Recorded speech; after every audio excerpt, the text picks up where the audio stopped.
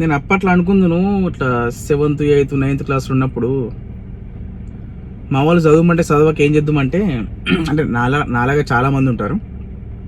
చదవం మనం ఎక్కడన్నా స్కూల్ దగ్గర అక్కడక్కడ గోడల మీద కూర్చొని ఉంటారు కొందరు, మనకన్నా సీనియర్స్. ఎక్కడ కొందరు దేశం పోయేస్తారు.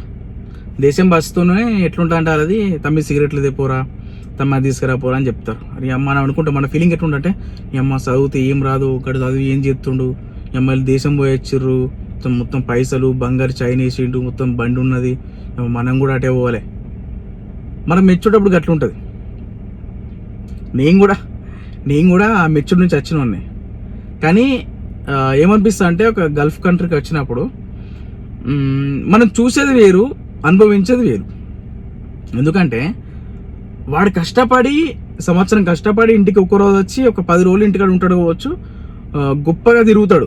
ఎందుకంటే మనకి ఎంజాయ్ మిస్ అవుతాడు కదా దేశాలల్లా, ఇంటికొచ్చి ఎంజాయ్ చేస్తాడు. మనం చూసేది ఏంటిది, వాడు వేసే 10 రోజులు ఎంజాయ్ చూస్తున్నాం. కానీ వాడు గల్ఫ్లో ఉండే ఈ సంవత్సరాల బాధను మనం చూస్తలేం. కొందరు యువత ఇప్పటి కూడా అట్నే ఉన్నారు. అరే అమ్మ చదువుకుంటే ఏమైందిరా, మా అన్నలు దేశం పోయినా నేను కూడా దేశం పోతా అని. ఆ క్యారెక్టర్ నుంచి బయటకు రాదు చెప్పాను. ఇవాళ రేపు చదువుకుంది, ఇవాళ రేపు చదువుకోకుండా అసలు ఏ వాల్యూ లేదు. మీకు తెలుసా, కొందరు నమ్మరు, కొందరు నా డ్రైవింగ్ వచ్చి నేను డ్రైవింగ్ చేస్తా అనుకుంటారు కదా.